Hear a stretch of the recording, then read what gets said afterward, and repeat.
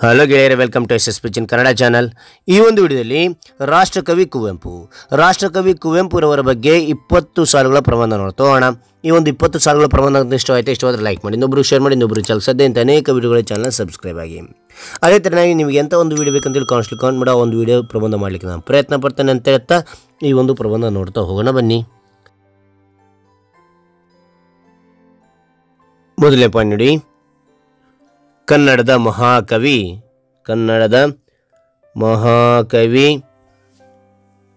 ಕುವೆಂಪು.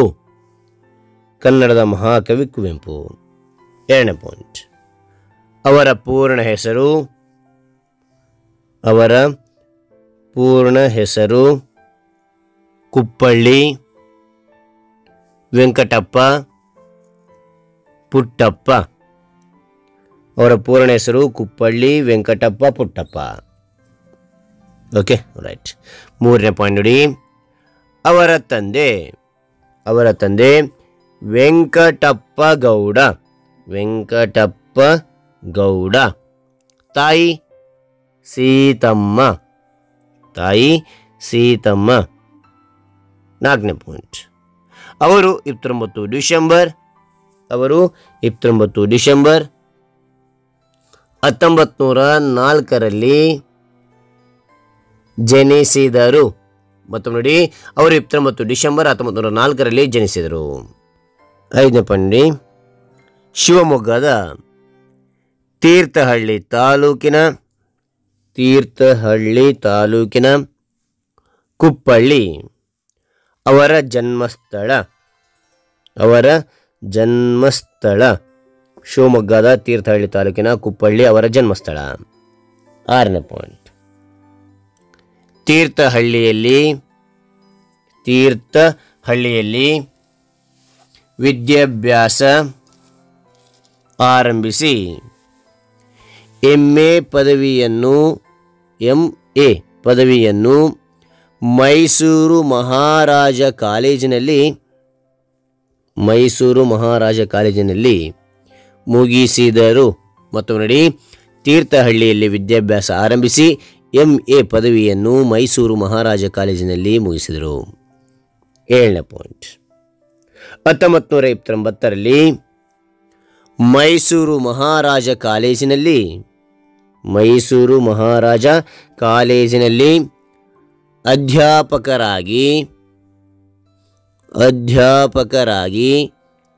ವೃತ್ತಿ ಜೀವನ ಆರಂಭಿಸಿದರು. ಎಣ್ಣೆ ಪಾಯಿಂಟ್, 1937 ಏಪ್ರಿಲ್ 30ರಂದು ಹೇಮಾವತಿಯವರನ್ನು ಕೈ ಹಿಡಿದರು. 1937 ಏಪ್ರಿಲ್ 30ರಂದು ಹೇಮಾವತಿಯನ್ನು ಕೈ ಹಿಡಿದರು, ಅಂದರೆ ಮದುವೆ ಆದರು ಅಂತಕ್ಕಂಥದ್ದು. ಓಕೆ. 9ನೇ ಪಾಯಿಂಟ್, ಅವರಿಗೆ ಪೂರ್ಣಚಂದ್ರ ತೇಜಸ್ವಿ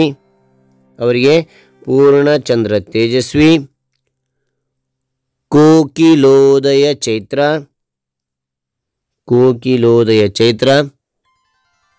ಇಬ್ಬರು ಗಂಡು ಮಕ್ಕಳು.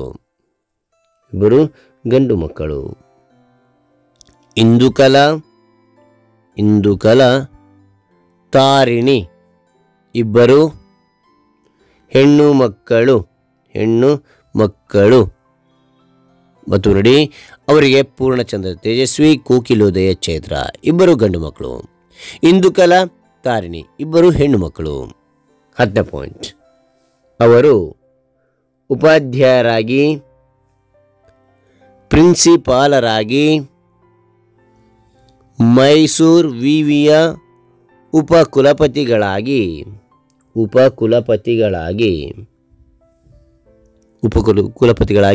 ಸೇವೆ ಸಲ್ಲಿಸಿ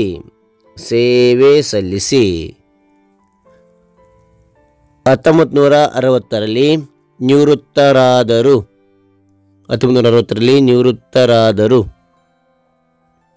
11ನೇ ಪಾಯಿಂಟ್, 1937ರಲ್ಲಿ 39ನೇ ಕನ್ನಡ ಸಾಹಿತ್ಯ ಸಮ್ಮೇಳನದ ಅಧ್ಯಕ್ಷರಾದರು. ಮತ್ತೊಮ್ಮೆ ನೋಡಿ, 1937ರಲ್ಲಿ 39ನೇ ಕನ್ನಡ ಸಾಹಿತ್ಯ ಸಮ್ಮೇಳನದ ಅಧ್ಯಕ್ಷರಾದರು. 12ನೇ ಪಾಯಿಂಟ್, ಅವರ ಸಾಹಿತ್ಯ ಕೊಡುಗೆಗಾಗಿ ಪದ್ಮಭೂಷಣ, ರಾಷ್ಟ್ರಕವಿ ಬಿರುದು, ಕರ್ನಾಟಕ ರತ್ನ ಪ್ರಶಸ್ತಿ,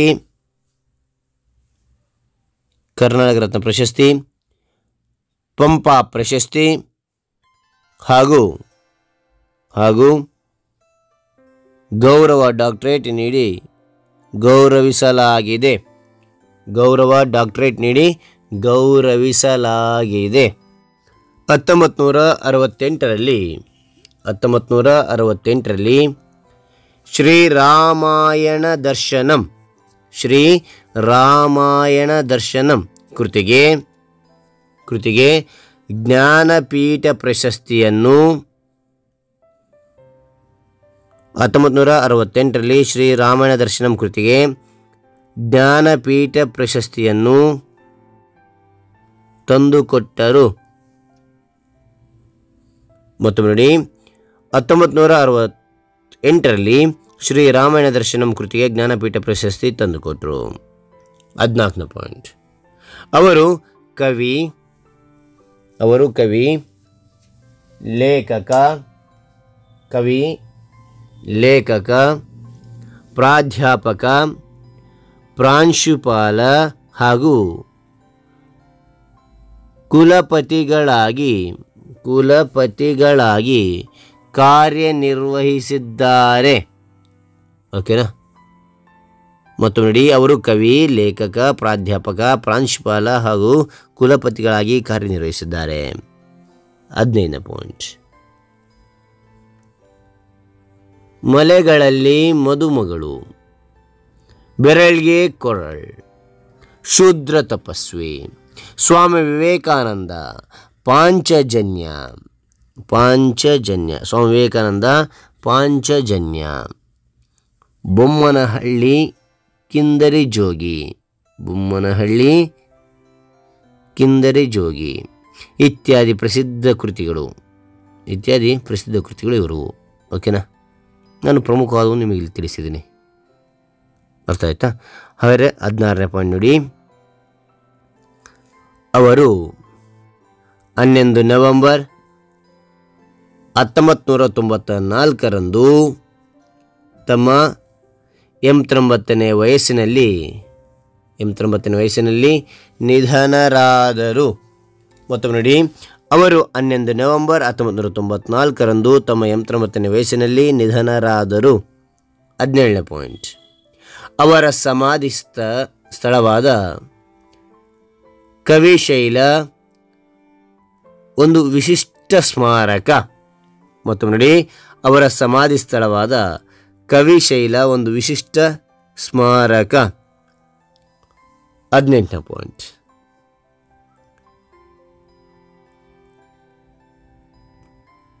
ಕರ್ನಾಟಕ ಸರ್ಕಾರ 2015ರಿಂದ ಅವರ ಜನ್ಮದಿನದ ನೆನಪಿಗಾಗಿ ಕರ್ನಾಟಕ ಸರ್ಕಾರ 2015ರಿಂದ ಅವರ ಜನ್ಮದಿನದ ನೆನಪಿಗಾಗಿ ವಿಶ್ವ ಮಾನವ ದಿನವನ್ನಾಗಿ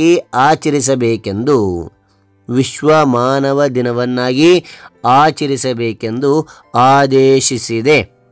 ಆದೇಶಿಸಿದೆ. ಓಕೆನಾ? 19ನೇ ಪಾಯಿಂಟ್, ಕುಪ್ಪಳ್ಳಿಯಲ್ಲಿರುವ ಕುವೆಂಪುರವರ ಹುಟ್ಟಿದ ಮನೆಯನ್ನು ವಸ್ತು ಸಂಗ್ರಹಾಲಯವಾಗಿದೆ. 20ನೇ ಪಾಯಿಂಟ್ ನೋಡಿ, ಇಂದಿನ ಯುವ ಕವಿಗಳಿಗೆ ಸ್ಫೂರ್ತಿಯ ಕವಿ ಕುವೆಂಪುರವರಾಗಿದ್ದಾರೆ. ಇಂದಿನ ಯುವ ಕವಿಗಳಿಗೆ ಸ್ಫೂರ್ತಿಯ ಕವಿ ಕುವೆಂಪುರವರಾಗಿದ್ದಾರೆ. ಓಕೆನಾ? ಈ ಮಾಹಿತಿ ಅಂತಕ್ಕಂಥ ಇಷ್ಟವಾಯ್ತಾ? ಇಷ್ಟವಾದರೆ ಲೈಕ್ ಮಾಡಿ, ಇನ್ನೊಬ್ರು ಶೇರ್ ಮಾಡಿ, ಇನ್ನೊಬ್ರು ಚಾನಲ್ ಸಾಧ್ಯ ಇಂಥ ಅನೇಕ ವಿಡಿಯೋಗಳ ಚಾನಲ್ ಸಬ್ಸ್ಕ್ರೈಬ್ ಆಗಿ. ಮತ್ತೊಂದು ಹೊಸ ವಿಷಯದೊಂದಿಗೆ ಮತ್ತೊಂದು ಹೊಸ ವಿಡಿಯೋದೊಂದಿಗೆ ಭೇಟಿ ಆಗ್ತೇನೆ. Thank you for watching. Bye. ಅದೇ ಥರ ನಿಮಗೆ ಎಂಥ ಒಂದು ವಿಷಯದ ಬಗ್ಗೆ ಪ್ರಬಂಧ ಬೇಕಂದ್ರೆ ಕಾಮೆಂಟ್ ಮಾಡೋ ಒಂದು ಪ್ರಬಂಧ ಮಾಡಲಿಕ್ಕೆ ನಾನು ಪ್ರಯತ್ನ ಪಡ್ತೇನೆ. Thank you.